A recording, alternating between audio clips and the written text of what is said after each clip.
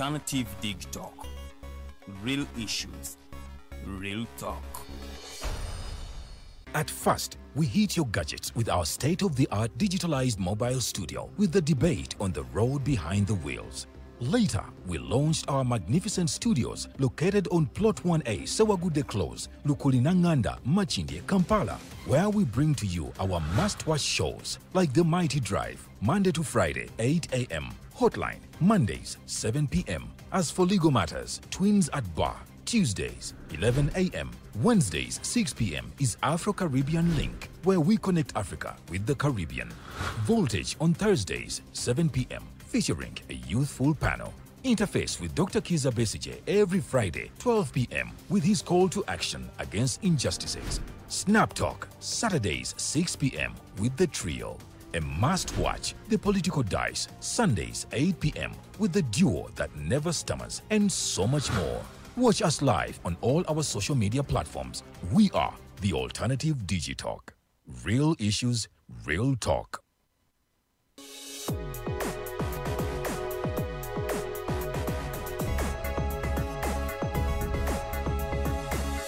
The Alternative Dig Talk. Real issues, real talk.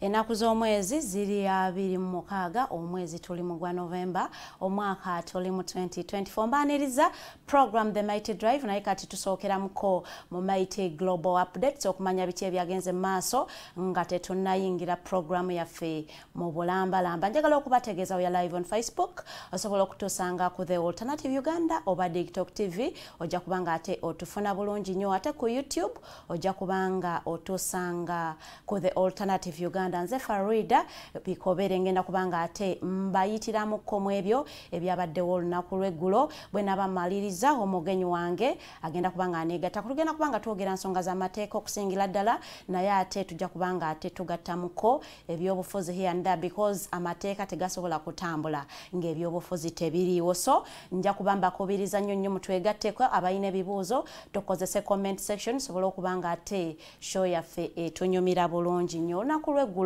ezabadde enaku z'omwezi 25 omwezi ogwa November gwe tulimu, ababaka okusinzira eri mu kiwayi kya FDC Katonga munaye basoose okubanga ate ba addressinga bannamawulire oba kye twandiyise press conference ne bategeeza ensi nga bwe bagenda okubanga bamachinga mu ngeri y'okubanga balaga obutali bumativu era nga bano babadde balina document gye batwala ku Kenyan Embassy wano e Uganda nga bagamba nti kisusse okubanga ate abantu baabwe bawambibwa mu ngeri bwetyo respecting human rights, ate munaye nga ate bawambibwa mu ggwanga ly'e Kenya ate ne bakukusibwa ne baleetebwa mu Uganda wano nga tebayise mu mitendera emituufu. Bano nno abadde bakulembeddwamu pulezidenti waabwe ow'ekiseera Lord Mayor Erias Lukwago batutegeezezza nga bwe bagenda okubanga ate balaga obutali bumativu bwabwe mu ngeri ya protesting era nga bano babadde bagenda kutambulira ddala nga basinziira ku kitebe kyabwe ekyawali ku FDC Katonga era nga bano babadde bagenda ku Kenyan Embassy. Bano babadde bakafuluma gate ya ekitebe kyabwe munaye poliisi yabadde ebalindiridde wabweru era nga bano baabo poliisi yabakuttemu. Bano babadde bakulembeddwamu Honorable Ibrahim Semujunganda okuli omukyala Ingrid Turinawe n'abantu omulala 7 era bano bakwatiddwa ne batwalibwa ku CPS era nga omukulu Luke Owesigire yategezeza nti abantu bano bakwatiddwa olw'okubanga ate bagezezzaako okweyisanga ekitagasa mu public oba kye twandiyise public nuisance ate empozi n'ekirala okubanga ate basasamaza abantu mu ngeri yaabwe ey'okubanga ate bagezaako okutambula nga bagenda ku Kenyan Embassy wanene waffe e Uganda. Era ono yategeezezzaako nti bajja kugulwako emisango egyo era bakolebwenga ate amateeka bwe galagira. Naye era ku nsonga y'emu nga tukyagoberera omusango ogwa Dr. Kizza Besigye ono ng'ali mu kutwayingibwa mu court martial wanene Uganda naye yakwatibwa weekend ewedde ennaku z'omwezi zaali 16 olunaku lwali lwa 6 era ono yakwatibwa mu ggwanga ly'e Kenya era naye n'avugibwa n'aleetebwa waneno okwabo bwe Uganda n'atwalibwa mu military barracks we yakuumirwa ate ne bamugyawo ne bamutwala ate mu General Court Martial gye yasomerwa emisango ate munnange n'asindikibwa kwa limande ruzira okutuusa ennaku z'omwezi nga 2 omwezi gwa December gwe tuyingira.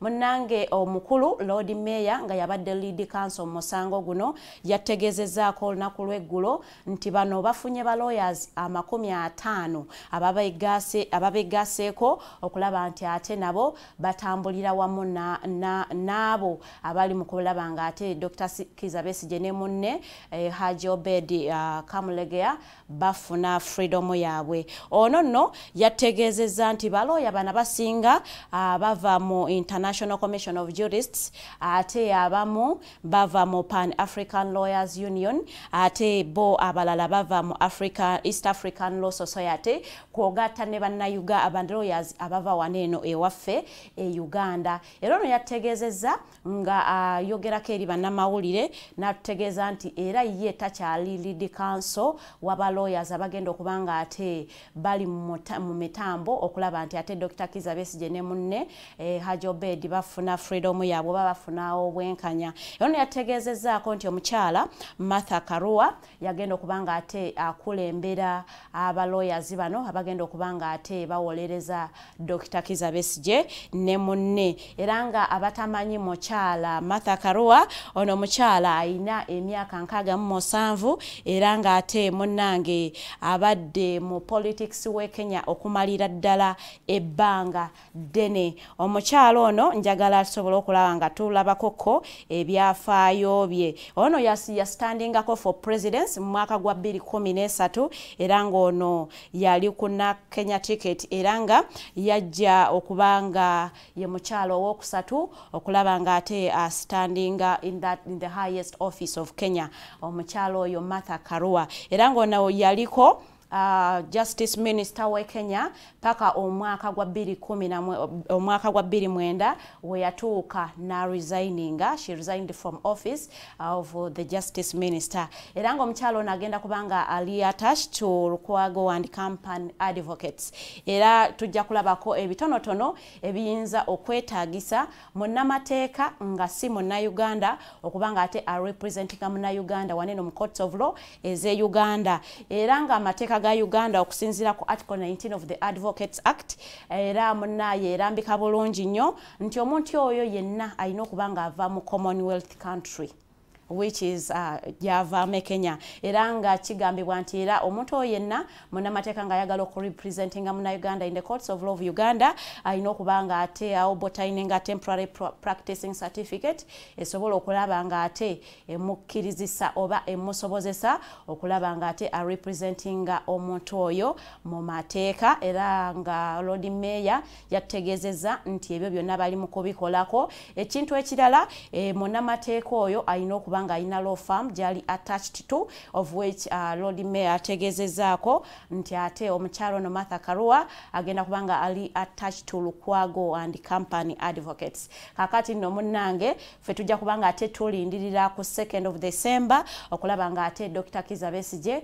akomezeddwawo wali mu court martial era nga omukyala Martha Karua agenda kubanga ate omusango guno yagukulembedde. Tujja kubanga tubatuusaako byonna ebinaaba bigenze maaso side zeyo emachindi mu General Court Martial. Nga nvuddeko ku nsonga eyo ngenda kubanga ate ntambulira ddala mu nsonga z'amateeka nzireko wali eri ku Uganda Law Society munanga ate amawulire agava mu Uganda Law Society nago teganyuma naye munanga ebintu ebimu bwotabisuubira ate bwe bitambula. Secretary General wa Uganda Law Society yavaayo ne munne ne bawandiika ekibaluwa ekigoba President wa Uganda Law Society Council Isaac Asemakadde ne Vice President we Council Anthony Asimwe banono nga bagamba nti bano tebakoze mirimu gya gyabwe kimala bulungi. Ate n'ekirala bagamba nti Council Isaac Kasema Akadde ayina ebigambo ebitaali biwoomu bye yayogera ku muntu omu, the person of DPP, the person of Abodo, era nga bano ne bagamba nti bamusaba yetonde n'agaana. Kakati bano ne basalawo ne bawandiika ebbaluwa ne bagisayiningako okuli munnamateeka akikira Central Council Tulia Musiima, Geoffrey ne munne Secretary General owa Uganda Law Society, ne basalawo Philip Munabi ne basalawo bagobe abantu bano nga bagamba mbu bano abantu tebakoze mulimu gyabwe bulungi. Munnange ate ebintu bino oba ebbaluwa zino bwezatuuka eri president yali asabye ka sick leave okulaba nti ate ateleza health ye, munnange ate n'ayitirawo AGM era nga eno elicited okubanga taking place ennaku z'omwezi nga 17 omwezi gwe tugendamu ogwa December omwaka guno gwennyini, era nga ono n'awandika naye ebbaluwa n'asuspendinga abantu bano ababiri n'agamba nti okusalawo okubanga ate abantu bano bagobebwa ddala from office kujja kukolebwa ku AGM meeting ene nebeerawo ennaku z'omwezi nga 17. Abamu ku abo ba lawyers abayogeddeko naffe batutegeezezza nti kisookera ddala omukulu Philip Munabi ono abadde secretary wa Uganda Law Society yatekinga obuvunaanyizibwa n'afuna omusango n'agusalawo ate nga ensalawo ye ebenefitinga ye nga omuntu ate nga tebenefitinga Uganda Law Society nga okutwala ekifaananyi ekinene. Era ne bagamba nti ye nga ye Council Philip Munabi taina buyinza busobola ate kugoba president yaddenga ate ye yakyewa n'awandika ebbaluwa n'agisayiningako n'agamba nti ate president ne vice president we bagobeddwa. So nno bano nabo munnange basalawo ne basuspendinga abantu bano ababiri okuli Council Geoffrey Tulia Musiima ono nga yabadde akiikirira Central Region ate ne Council Philip Munabi. Bano basuspendingirwa ndowooza okutuuka ennaku z'omwezi nga 17 era bayitiddwa okubeera mu AGM yegenda okutekinga place okusalawo kwabwe n'ebintu ebirala okutunuulira embalirira ya Uganda Law Society bwetambuziza akasente naye ng'ate ensonga ekulu egenda kubanga etunuulira abantu ababiri okusalawo oba basigaza offices zaabwe oba bazifulumira ddala indefinitely. Ngenda kubanga ate eyo ntambula nvaayoko ntambule ngendekoko munnange olunaku lw'eggulo waliwoko amawulire agagamba nti kumi ba private security ab'ekitongole kya G4S babba sente naye ng'ate amawulire ago tegannakakasibwa bulungi nnyo. Kakati poliisi olunaku lw'eggulo yatukakasizza ddala nti abantu bano kituufu babbira ddala akasente akawera. Abakumi bano nga bava mu kitongole ekya G4S munnange bagambibwa nti banka wali erubowa yabawa obusente 1 billion ne miliyoni 69 eza wane Uganda teka n'omutwalo gwa $1 ne 10,000 eza US. Kakati bano nga babatumye okubanga batambuza esente zino okuzitwala ku branch yaabwe endala Rubaga.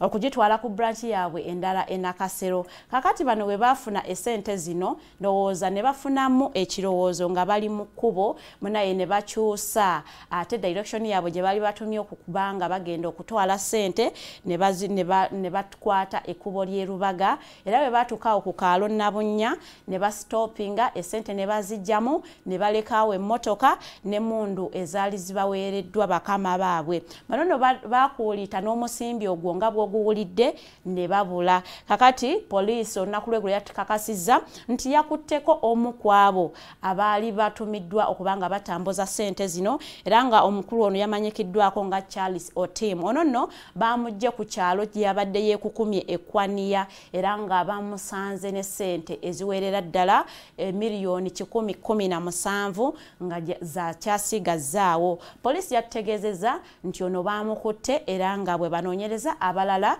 abaali mu lukwe olw'okubba ssente zino. Era poliisi yategeezezzaako nti ebikolwa nga bino by'okubba ssente ziwererako ddala bwe ziti mu Uganda tebibadde bingi nnyo. Ne tuwa instances zabadde nga 2 era nga emu yabadde mu mwaka gwa 2019 mu mwezi gwa March abantu bwe baali bagezezzaako okubba ssente eza Stanbic Bank era nga bano bagamba nti ssente zo zaali ziwerera ddala biliyoni 2 era nga zaali zitambuzibwa okuba nga ate zireetebwa e Kampala naye nga ababbi bano baali bakumidde abantu bana bayine ssente awo Kyambogo era poliisi we yaba interceptingira era nga bano bagamba nti abakuumi abaali mu mmotoka eno kyategeezebwa nti baali baweereddwa ebyokunywa ne bibeebasa era bagenda okubatuukako nga tebamanyi n'ekigenda mu maaso. Era ono yategeezezza nti naye ababbi tebasobola kubanga ate batwala essente zino.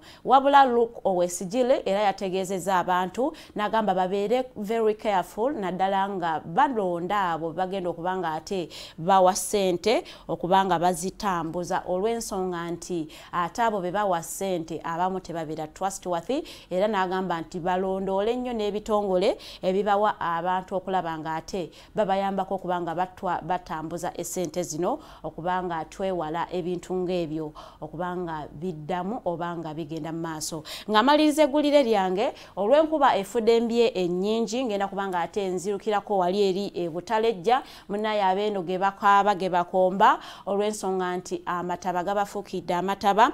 Omugga ogugata Mbale ne Butalejja munaye gwabooze era nga abantu tebakyasobola kusala era nga kigambibwa nti sub counties 7 zino ze ziri mu experiencing floods zino era nga baga kigambibwa nti abaana tebakyasobola kubanga ate batambula okugenda ku masomero era nga kigambibwa nti abaana bangi nnyo abaali bokubanga bakola ebibuuzo byabwe ebyakamalirizo okubanga baba promoting okugenda mu classes endala tebasobodde kutuula bigezo byabwe olw'ensonga nti amataba gasazeeko amakubo nga tebalina we bayita era nga bategeezezzaako nti n'amasomero agamu gaggaddewo olw'ensonga nti abasomesa tebakyasobola ku accessinga amasomero gano ate n'amasomero we gali gafuladinze era twalabyeko abantu Ssekinnoomu nga bali mu kwekolera omusimbi okulaba nti ate basobola okusomosa abantu okusaza nodda ku side endala gy'oba oyagala okulaga era nga bano bakyajingira eddala essente wakati w'olukumi mu 13 kusinziira ku bintu by'oyina n'ekiro zozitowa era nga bano bategeeza nti kati basigazizza ekkubo limu lyokka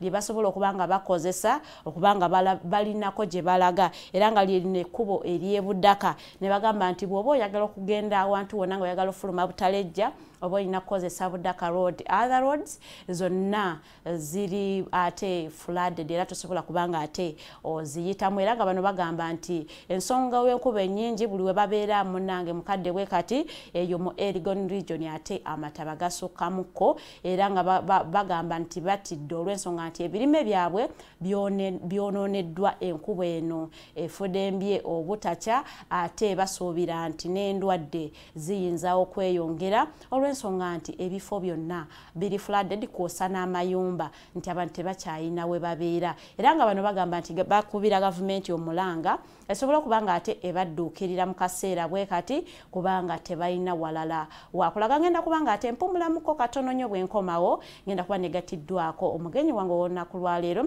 tugenda kubanga twogera nsonga za Uganda Law Society ensonga z'amateeka ate era tujja kubanga tufunako comments okuva eri ye ku political atmosphere eri mu Uganda saawe. A very good morning mpumulamuko katono nnyo nkomawo.